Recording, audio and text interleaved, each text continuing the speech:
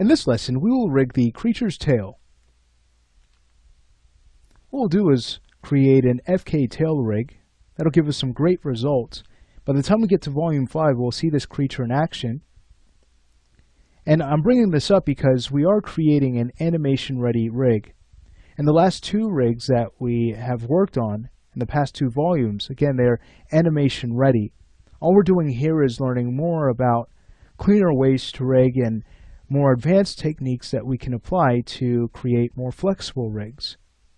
But we can still use each rig that we build for animation, so I find that super cool. Alright, but let's go ahead and get started. What we'll do is import in a square shape. Alright, so we'll go ahead and back up our camera a bit. Let's go ahead and take a look at where it's at. Far away from where it needs to be, so we'll go ahead and just translate it down. Let's make sure we center its pivot. And then we can start to resize it. We'll go to our vertex of object level and we'll go ahead and start to just bring this down. Alright. So now we can go ahead and reset its X form. It's kind of fun talking like that. Alright, let's go ahead and reset the object. And we'll go ahead and collapse it down. Alright, sweet. So from here, let's go to wireframe mode. And now let's go ahead and align this to tail E. And we'll just clone this down the tail's hierarchy. So we'll go ahead and start with tail E. Press Shift A.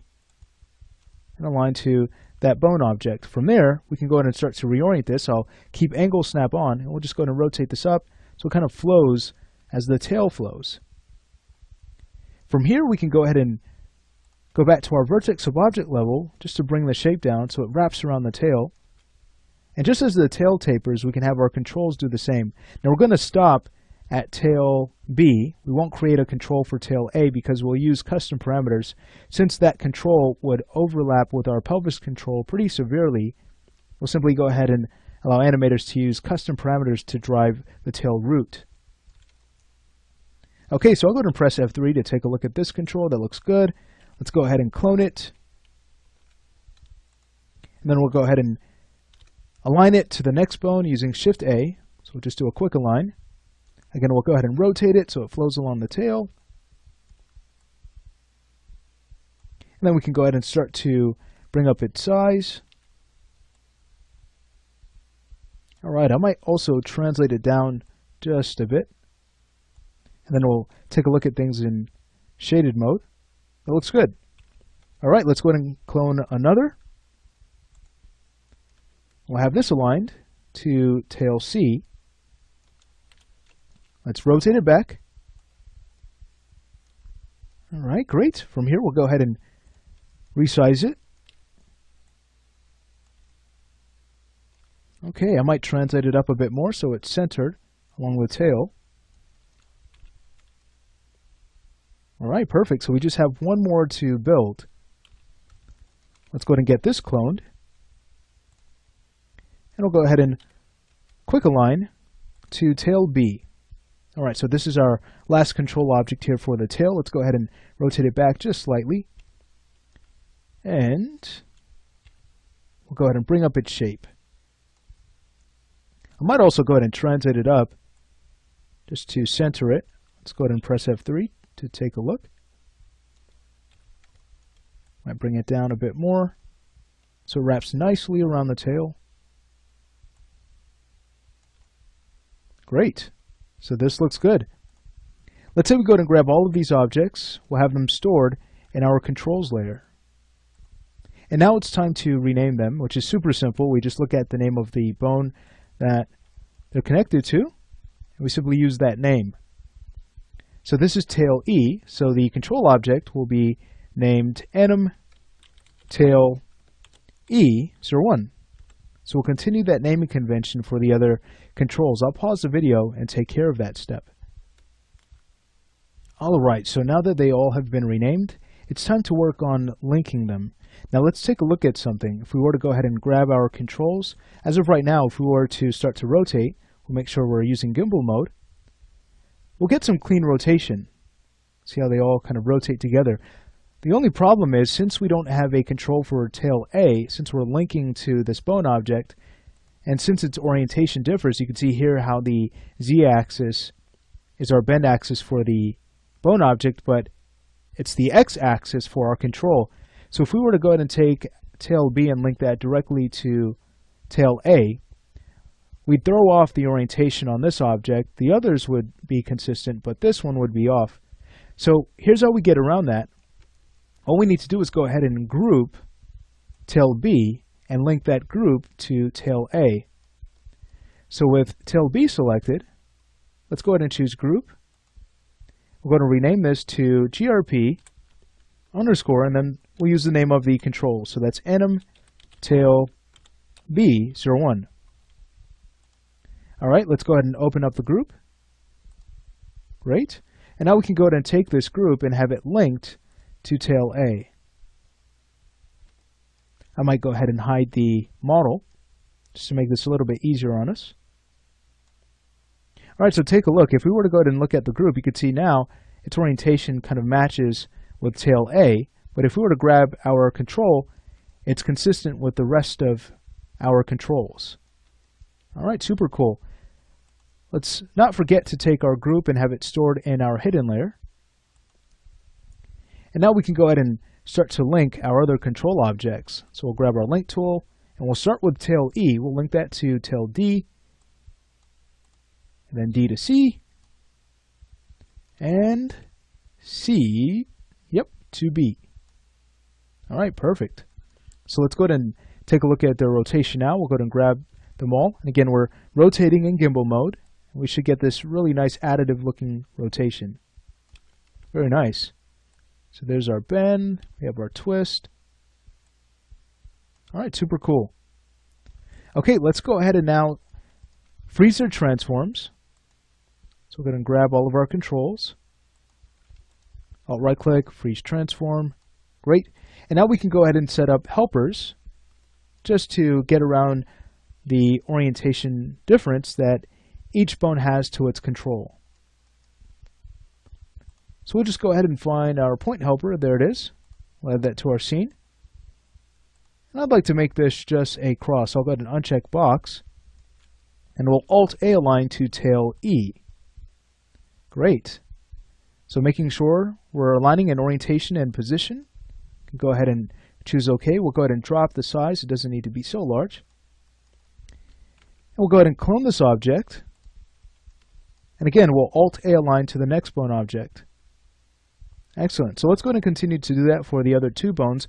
Remember, we stop at tail A. I'll pause the video. Alright, so we're just about finished. Now that all of them have been made, it's time to rename them. So let's spend the time to do that, just to stay organized. So starting at tail E, we know that this one will be renamed to PTDRV tail E01. So let's continue this naming convention for the other helpers. And again, I'll pause the video. Alrighty, so now that all of them have been renamed, we know that they now need to be linked to their respective controls. So starting with tail B, we'll have that linked to the control of tail B. We'll go to the next helper, like that, and the next, and one more. Alright, great. So now it's time to apply our orientation constraints. So this is a really simple step. We simply go ahead and grab our bone object, and we'll grab the orientation constraint, and we constrain to our helper. Okay, so let's go ahead and do that for the other bone objects here. Again, we stop at tail A. I'll pause the video. So once we've finished setting up our constraints, it's now time to test out our controls. So let's go ahead and grab all four of them, and we'll start to rotate. Take a look. Everything's moving just fine. Awesome stuff. All right, so we are just about finished here. Feel free to go ahead and check your layers. You can see the hidden layer needs a few more objects. We can go ahead and take each of these helpers and have them stored in that hidden layer.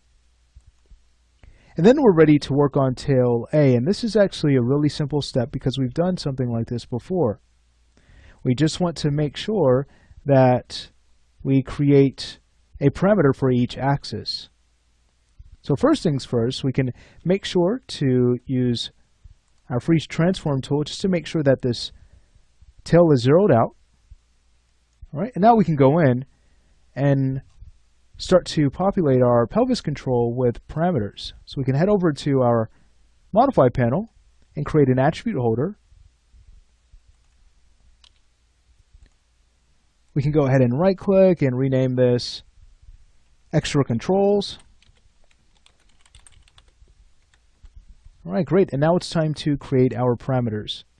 So we'll create one for the pitch axis, one for the sway axis, and one for the twist. All right, so going back to the pelvis, we'll press Alt-1. Everything else looks pretty good. We might go ahead and change our from and to range.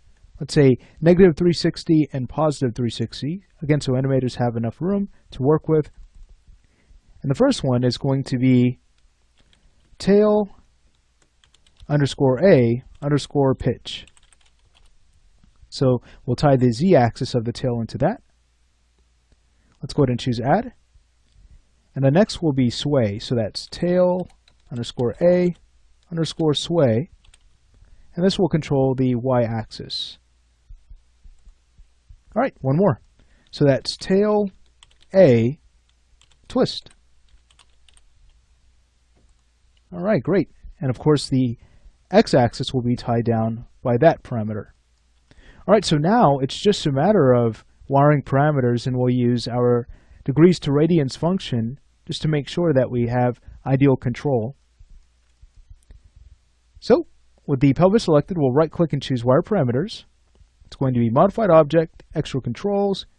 Here's Tail A Pitch. We'll go ahead and now click on Tail A. And that's going to be Rotation, Zero Euler, Z. Remember, we go ahead and add our deg to rad function, and we'll concatenate Tail A Pitch. So we'll put that in parentheses and choose Connect. Great, so from here, I'll just go ahead and copy from deg to rad all the way to our first parentheses. We'll now go ahead and find Tail A Sway, and we'll connect to the Y-axis. We'll paste, we'll make sure to add our end parentheses, choose Connect. Now we just have one more to connect in. All right, so we'll paste and put our parentheses in, choose Connect. Beautiful stuff, let's go ahead and test this out. So now we have a way to control the entire tail. Super fun. All right, there we have it. All right, so guess what? Our tail rig is finished. Could always go ahead and bring our character back just to kind of take a look at our deformations here, just grabbing our controls. But now that the tail is finished, we're ready to move on to the arms in the next lesson. After the arms are done, we basically just have the legs to rig, and then we can do some cleanup work. So again, we're just about there.